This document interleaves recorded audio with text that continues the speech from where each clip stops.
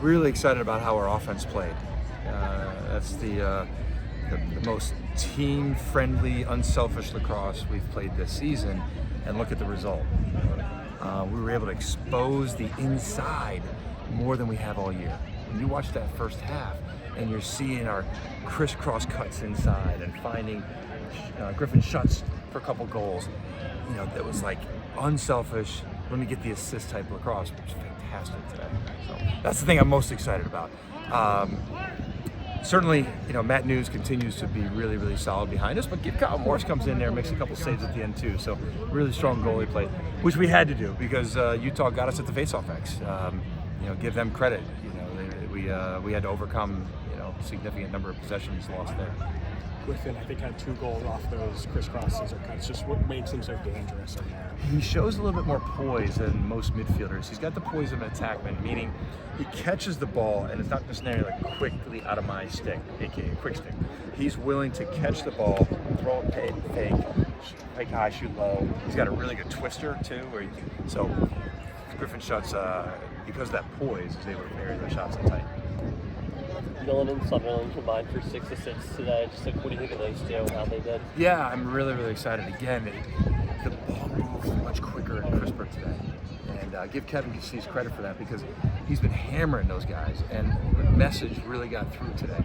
And what was great about it was Utah started the second half and a really no-slide lock the crease defense because they didn't want to see us attack the inside again. And then we took advantage of it where we came around and scored. Because you knew you could dodge from behind with no slide now. So that's why we may have looked more selfish in the quarter, but the defense mandated that. So I know Menke came around and got a good look, and we got a couple of others the goalie made some nice saves on, but now we had, Utah's defense, all right, what's the lesser of two evils? Because if we show that behind, we're picking apart the crease. And your rides also look good these last couple of games. It's kind of working there. Yeah, it's we've been able to crease. It starts with the attack, right? It's football now is just a pass rush. If you get no pass rush, the quarterback has too much time to throw them. Our attack is starting with some good in pressure there. We're mixing up who we call the middle linebacker of it is, and so it used to be Cole Castman. It was his. Like he roamed the middle, and it's just taken us, good first half of the season to figure out how to replace Cole. And the thing that Cole did the most was the communication, and so we're just starting to understand.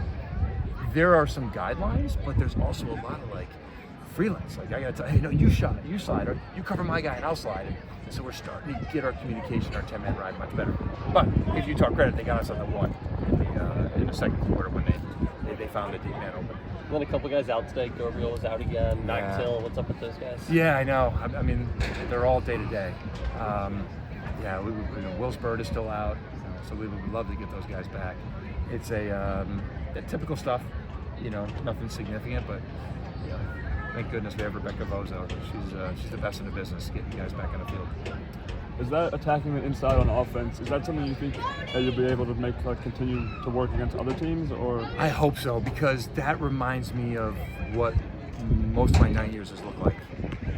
It used to be Cormier in there, and guys before him like Ian Laviano, and that's where we've been able to make a defense really stress. Like, ooh, if we show to the Dodgers from behind, there's a wide open thing, and so if we can continue to do that, and now our offense is going to get more and more opportunities. So yes, we are going to absolutely heavily emphasize we got to keep looking in there, and even if there's just a little bit of a force in there, we got to do it because we saw the results today that put Utah's defense in a pickle going into the halftime.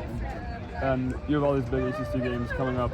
This, was sort of the last easier game going into that. Was there a sense at all that this was the last chance to maybe experiment a little bit and try to figure some things out before these big ACC games came up, or? Fair question. Let me just correct one word. Sure. I don't want to use the word easier. It was Sure. the last non-conference game before ACC play. Yeah. Utah's a good team. They may have the best win in the country right now with a win over Ohio State, who thumped us. But it's we're still tinkering. Luke Hublitz is playing a little bit more LSM. Rotating some guys in on attack. But yeah, now you're really, how we're measured. Obviously, every school, how you measure it in league play. Now it's a different level. And shots, going back to shots again. This was a game where he had success that he hasn't had recently. Seems like you guys have been trying to figure out how to use him. Where have you sort of landed on that? Yeah, I've actually seen Schutz play better and better. His stats, he hasn't been scoring tons of goals, but the last few weeks, Schutz is really starting to get in a rhythm. A lot of it is just being the ignition switch when he comes out of the substitution box area and flying downhill. The 6'3", 215-pound, sort of linebacker running at you. That's intimidating, and he's been able to score some of those goals. But usually he's moving the ball and letting the other people do. But today, because we shared the ball more, we were able to then find Schutz back inside again in the crease instead of Schutz never seeing the ball again. So Schutz is a product of unselfish play by our attack. And similarly with McCabe, seems like he's been moving around a little bit offensively. What's sort of been the thought process there? Yeah, McCabe is a fiery competitor. He's an intense competitor, and what you saw today was him.